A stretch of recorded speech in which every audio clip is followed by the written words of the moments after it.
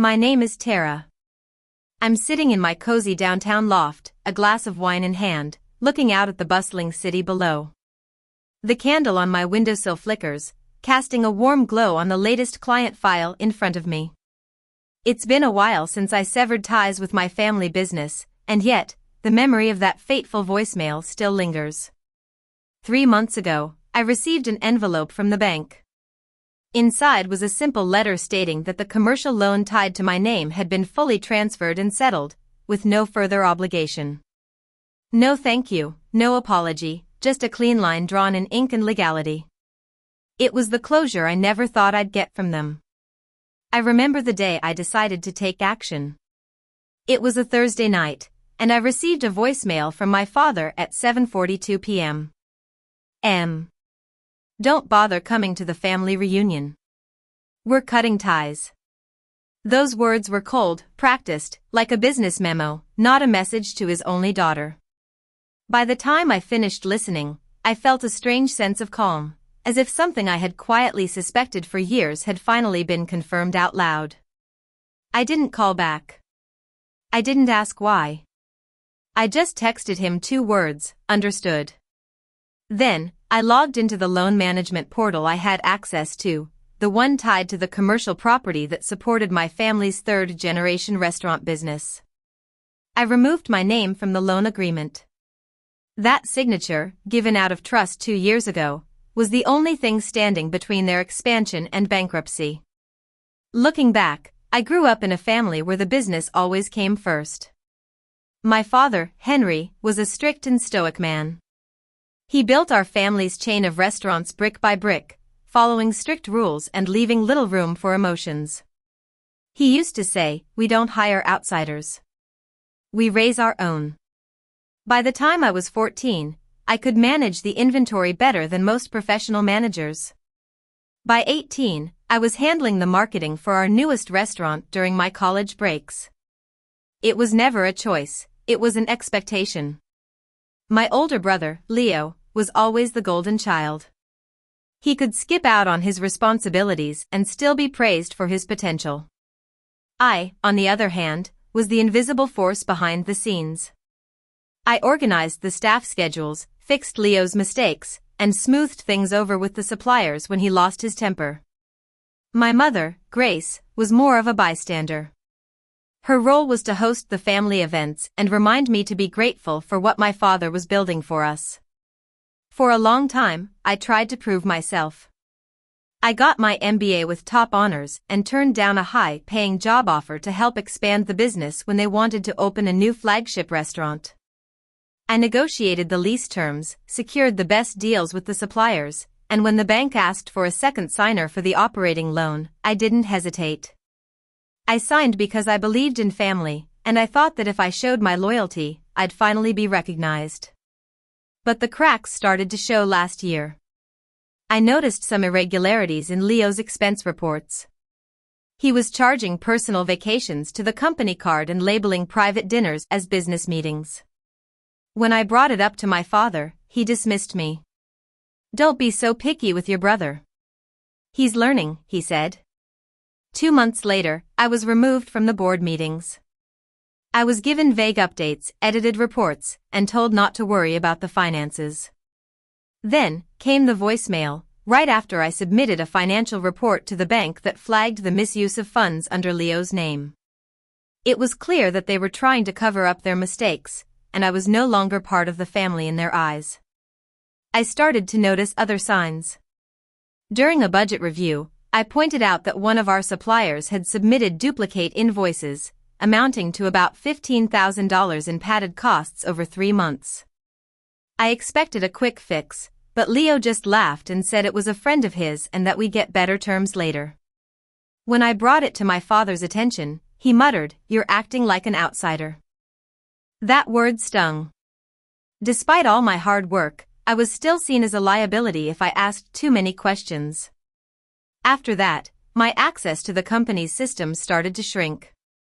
I was removed from supplier communications, my login to the financial dashboard stopped working, and the company credit card they'd given me expired and wasn't replaced. Meanwhile, Leo got a brand new luxury car for his personal use. I knew something was wrong, so I started to dig deeper. I reactivated an old contact at the bank and asked to review the company's loan structure. What I found was disappointing. The loan we took 2 years ago to expand into new markets was underwritten with my father's and my name, and the payments were barely being made. The company was on the verge of default, and my good credit was being used to keep the creditors at bay. I realized that this wasn't just betrayal, it was strategic exploitation. They were phasing me out of the family but keeping me close enough to use my signature until they didn't need me anymore. When the voicemail came, it was the confirmation I needed. I had already started preparing for this moment. I had a friend from law school, Ava. She had helped another woman take down her corrupt business partner in the past. Ava and I had been working on a redemption plan for weeks. I had signed as a co-applicant for the loan, not as a guarantor. So, if I formally withdrew my name before the loan restructuring, the bank was obligated to notify the business and re-qualify the loan without me. I took a deep breath and submitted the withdrawal online. It took only 4 minutes. Then, I emailed the bank all the evidence I had collected, vendor fraud, personal misuse of funds, and the changes in my access that proved I was being deliberately shut out. The bank froze the account within the hour, without notifying my family. While they were scrambling to figure out what was happening, I called my own accountant. We went over my financial exposure, personal credit impact, and asset protection. I had moved my savings into a trust the week before, and my credit lines were now secure. 36 hours after I removed my name, the messages started pouring in. My mother left 80 missed calls, my father sent 15 emails, and Leo texted me 7 times, asking, "What the hell did you do?" The voicemail from my father's accountant was filled with panic. "The loan is collapsing. The bank's pulled support. We're at risk of default. You need to fix this, now." I played the voicemail twice, not because I didn't understand, but because it sounded like justice. The first call I answered was from my mother. Her voice was trembling with desperation. "Sweetheart, what's happening? Your father says the bank is freezing the accounts, and they might recall the loan. They said you signed something." I took a moment of silence and then replied, "I removed my name. That's all." She gasped. "But you can't just do that." I calmly said, "Actually, I can, and I did." She whispered, "This affects all of us." I gently replied, "You made sure it didn't." And then I hung up. The next day, the family business's accounts were officially marked as non-compliant. The bank sent a formal notice of default review, citing evidence of financial misconduct and unauthorized transactions. Leo tried to blame it on a clerical error, but it didn't work. Vendors started pulling out, and a local news site ran a story about the family restaurant chain facing financial turmoil. The voicemails from my family became more aggressive. My father called me an ungrateful child, saying that they built the business for me and that I was ruining my future. Leo said I'd need them someday. The accountant said I had destroyed their legacy. But they didn't realize that they had destroyed it long before I pulled out. They called a family meeting at the same restaurant we used for birthdays when I was a child. When I walked in 15 minutes late on purpose, Leo stood up and said, "Thanks for coming." I replied, "I didn't come for you. Let's not waste each other's time." My father leaned forward and said, "You made your point, loud and clear." I calmly said, "The bank made my point. I just stopped protecting your lie." His jaw tensed as he said, "We're trying to hold this together. You think you're punishing us, but you're punishing the legacy your grandfather built." I retorted, "Grandpa built a small diner. You turned it into a dictatorship." Leo scoffed and said, "Oh, come on. We gave you everything." I looked him in the eye and said, "You gave me a job, not a voice." The silence that followed was suffocating. My mother finally spoke up and asked, "What do you want, Tara?" It was the question I had been waiting for.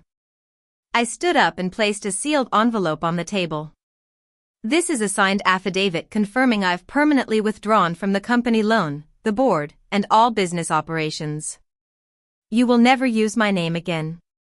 My father opened his mouth to say something, but I interrupted him. I'm also submitting an anonymous tip to the state auditor. There are funds missing, vendors unpaid, and payroll inconsistencies. It's your mess now, fully, legally. Leo's face turned red and he said, "You'd destroy us over eco?" I replied, "I'm not destroying anything. I'm just removing the illusion that I was ever part of it." As I walked towards the door, my father said, "Tara, please." I paused, not out of hesitation, but out of satisfaction. I said without turning around, "You left a voicemail telling me we're done. I'm just agreeing with you, formally." And then I walked away. Walking away didn't feel like a fall. It felt like finally being able to breathe. I moved into this small loft downtown, where I can enjoy the quiet mornings and have enough space for my work and peace of mind.